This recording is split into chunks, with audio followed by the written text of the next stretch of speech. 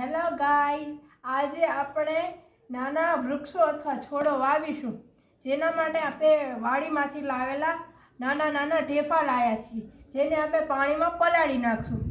જે પાણીમાં પલાળવાથી તે માટી સ્વરૂપ ધારણ કરે છે. આ માટી સ્વરૂપ છે તેનું. હવે તેને આપણે કુંડામાં નાખીશું.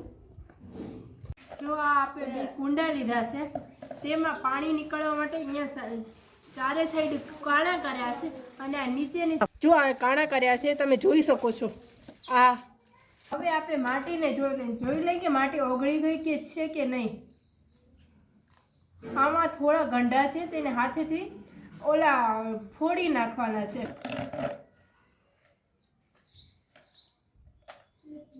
આજે આપણે પુદીના વાવીશું, તેના માટે પુદીનાની નીલી દાળ અને 2 સૂકી દાળ લીધી છે. હવે આપણે પુદીનાને આ કુંડામાં વાવશું. તેવી જ રીતે તેની સૂકી દાળ પણ વાવી નાખશું. Thank you the watch.